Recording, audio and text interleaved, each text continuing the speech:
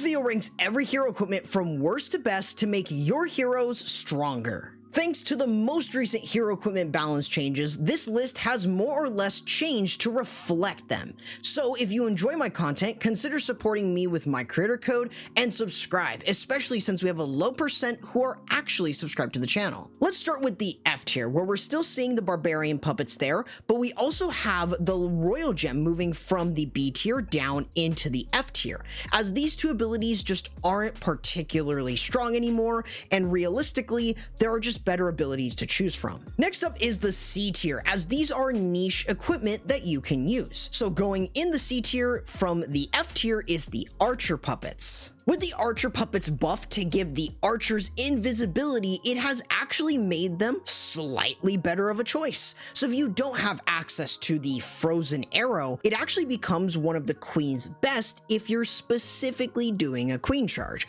So it is worth upgrading if you don't have the frozen arrow. Next is the B tier. These are fairly average equipment, but are still relatively good, starting with the Seeking Shield. The Seeking Shield hasn't really changed much, and it's a pretty average equipment. However, it is paired extremely well with the Rocket Spear, which makes it incredibly good. This, though, can also be paired with the Hog Puppets still, but the Seeking Shield's instant damage, even if it's on 4 targets, can definitely help. The Life Gem is also going from the C tier up into the B tier. With the Life Gems buff, that extra 145 HP can make a huge difference for lower HP units. Things like in Hybrid or Lavaloon can take full advantage of this and can be even stronger, thus making it a pretty solid equipment to still be using. Next, we move to the A tier, where these are fairly strong equipment that can be used in a variety of attacks.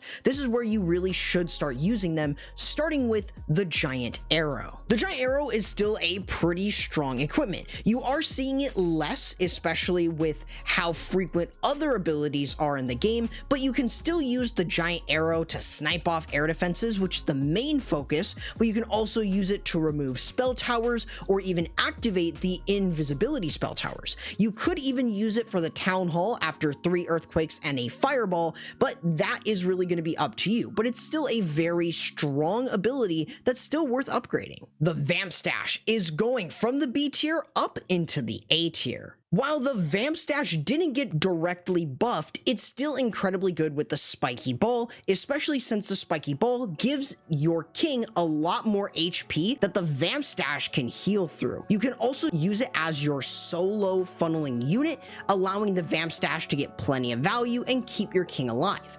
The main way that you're going to see this used is in air spam attacks, since it perfectly synergizes with them and can create a solid funnel. Another ability staying within the A tier is the Invisibility Vial. The Invisibility Vial is still a very strong ability. While it has that extra damage, and even though it doesn't last as long, it's particularly good, especially for queen charge attacks where you can take full advantage of it. Otherwise, it's still a very decent ability that you can run on the queen for a majority of attacks, but there is an equipment that slightly beats it out. Additionally, we have the Rage Vial going from the S tier down into the A tier. The Rage Vial is still really good and has great pairing with things like the Spiky Ball, Earthquake Boots, and even the Giant Gauntlet. With that said, it's not the one-all be-all for every situation, and definitely is going to be more so paired with the Giant Gauntlet than anything else. Sadly, we have the Haste Vial going from the S tier down into the A tier. Now, while the Haste Vial did get nerfed, it's still pretty dang strong. But with that said, it's still changed to the Hog Puppets.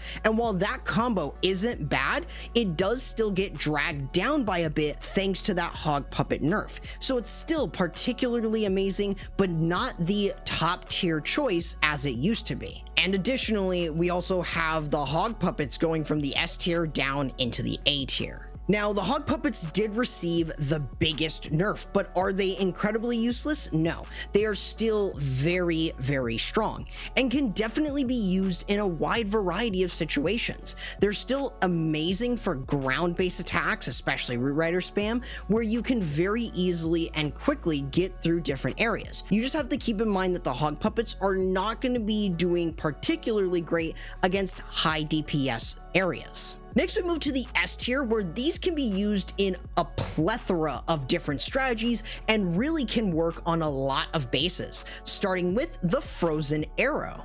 The Frozen Arrow is still an amazing choice and can work incredibly well with a wide variety of different queen abilities, especially with things like the Invisibility Vial, the Magic Mirror, or even the Healer Puppets. It works insanely well thanks to the slow, and while that did get nerfed by about 10%, it's still particularly strong since the slow is still crazy good.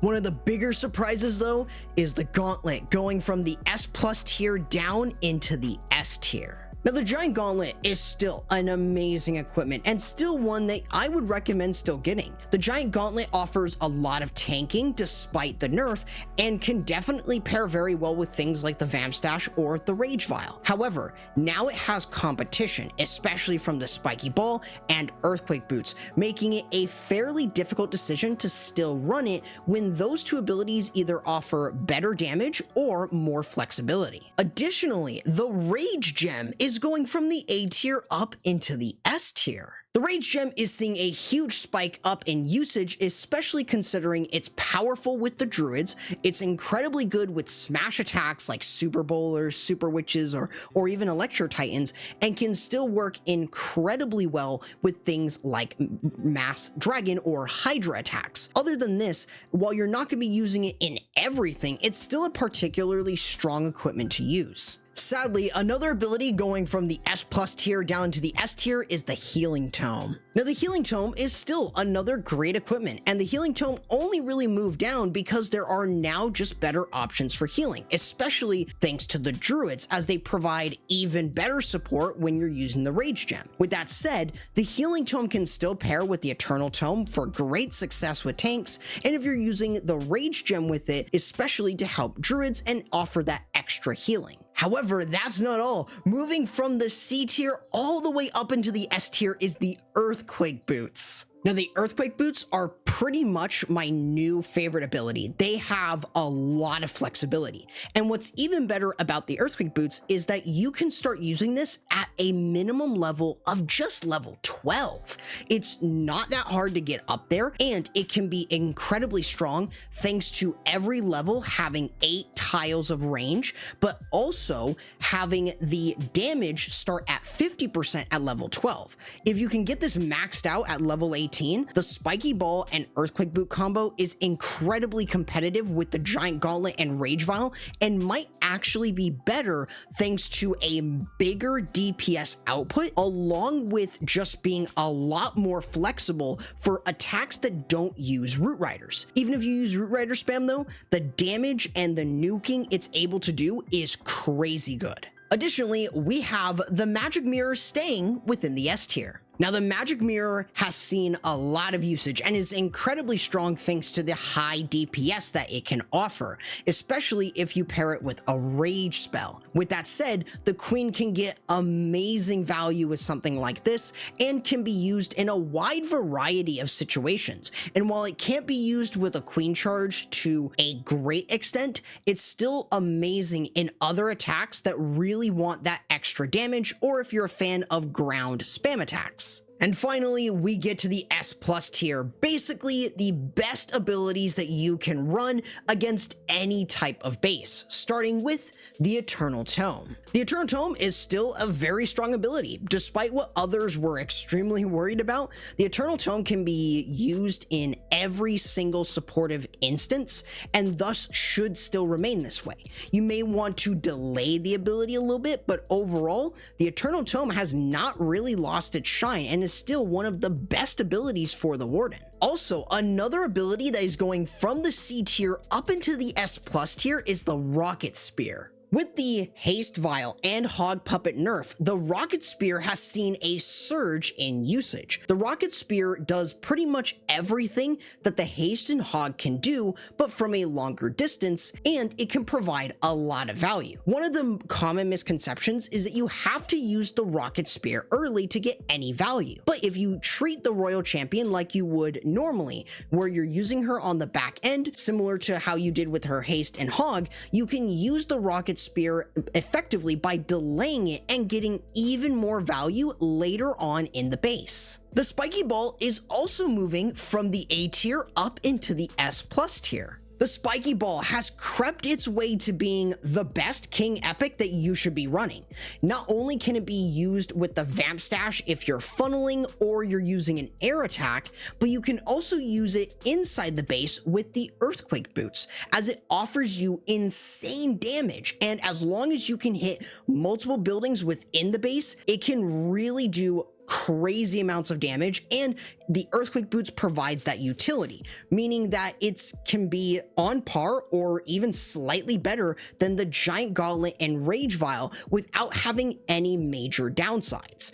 And it can work incredibly well to the Spiky Ball or with the Earthquake Boots to the point that you can one-shot every single building at max except for the Town Hall, which you're just going to need one Earthquake for. We also have the Healer Puppets that are moving their way from the S tier up into the S plus tier. The Healer Puppets are, of course, always going to be the Queen's best, especially with how flexible they are. Even though they can die very easily to things like Seeking Air Mines, they can offer you still quite a lot. Remember, they have that self-healing, which does help, and it also works incredibly well in a wide variety of strategies. I'm talking air spam, if your queen is inside the base, or if you're even using an unorthodox queen charge with the frozen arrow, it can still be incredibly powerful and incredibly flexible. And the Fireball is moving from the S tier up into S plus. While the Fireball is not as flexible as other equipment here in the S plus tier, this equipment just can do a ton of damage to a base. It can really whittle down the base a lot and is in some of the best strategies right now. Things like rocket balloons, super witches, or even double hero charge can absolutely use the Fireball to the fullest and can get massive value from it. It is a pretty difficult equipment to really use, but once you master it, you have got one of the best equipment in the game, and you really won't need to switch your Warren equipment out. So of course, this right here is your tier list after the balance changes. However, if you are thinking about the balance changes and what has truly changed, I recommend checking out this video right here where we do a before and after comparison of every single balance change.